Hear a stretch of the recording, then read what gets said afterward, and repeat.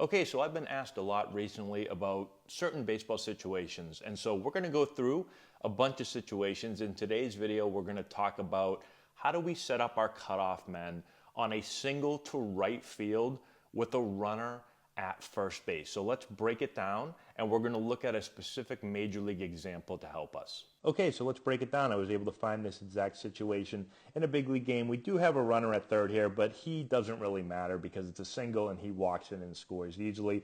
Whether he's here or not here, we're going to set up the cutoff the same way on a ground ball single or a single to right field. So here comes the single to right.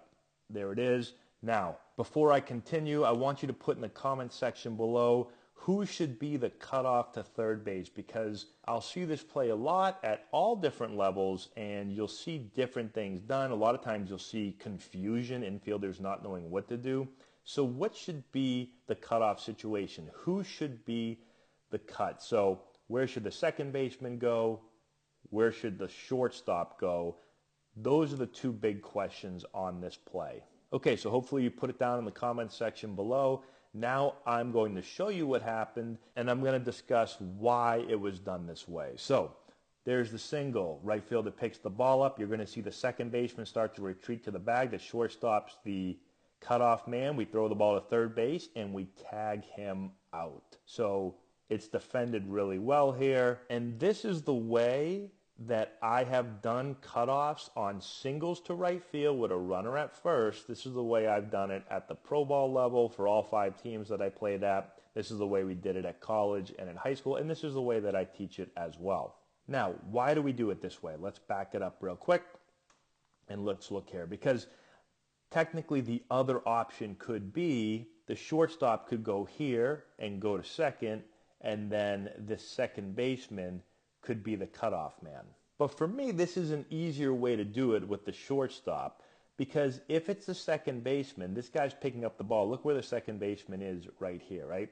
That's too short of a throw from the right fielder. So unless maybe you're playing at such a low level where your right fielder is literally the kid that you put out there to just like pick daisies, then this is going to be too short of a throw. And so instead, you just have this guy run back to second base. The shortstop's already on this side of the field, so all he needs to do is pretty much move straight over. So you see he just moves over, right? So he doesn't have to go very far. Look where he is here. Okay, now he's lined up. And again, this does depend on level, but typically at the big league level or even the college level, he is more of a cutoff man and not a relay man. So the right fielder is going to throw the ball. Now watch the shortstop. So he fakes a cut here. So he's not relaying this ball. He's faking because he's trying to keep this batter runner from going to second base. And so he fakes like he's going to catch it to hopefully hold this runner, because this runner is reading the height of the ball. And if he thinks that this ball is over the cutoff man's head, well then he's going to move up. Another reason why, if this guy is the cutoff man, right, and let's say he only gets to here, well, that ball is definitely getting way over his head, and that doesn't really give us the possibility to cut the ball and try to keep this runner at first base, because he's further back and the runners are in front of him. Both runners, the batter runner and this runner as he's rounding second, are both in front of him, so he can see those guys. He knows if he should cut it, if he should fake cut it, right? If the second baseman was here, well then this runner and this runner are both behind him, right? So if we move that second baseman back, right, let's say he's just trying to get in line, they're going to be behind him, so he can't really see either of those guys, right? So again, instead the shortstop's here, and if he wanted to, if he thought this guy was going to be safe by a lot, he could cut it and boom, we get this guy out right here. But he fake cuts it.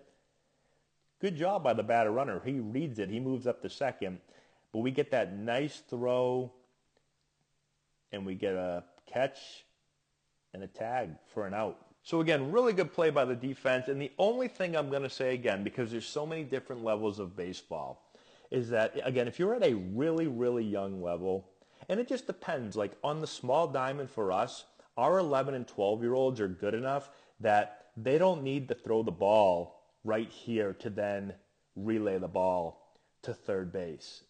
Now, maybe if you are coaching a team, again, maybe at the little league level where you don't have very strong arms, again, maybe your right fielder is extremely weak, then technically, I guess you could have the second baseman. But I just think it's easier just to put him here. And if this guy has to creep this way because he has a weak arm in right field, well, then we can still do that. But this is the way it's run at the higher levels. And when I'm coaching, I usually try to coach our players on how they're going to play the game as they continue to progress. And so this is the way we teach our 10-year-olds, our 11-year-olds, our 12-year-olds, all the way up through high school, because in my opinion, that's how they should be taught and how they're going to be taught once they get, again, to high school, to college, and for the lucky few that get to play pro ball. So let me know your thoughts again in the comment section below. Hopefully you already put down there what you think the cutoff situation should be, and now we can discuss it. So if you have other situations as well, put that down. I'd like to make this a series. I think it's interesting. I get so many questions on situations and where cutoff men should be. And so put some more situations below. I'll find them online and we can discuss them then. Thanks so much. We'll talk to you later.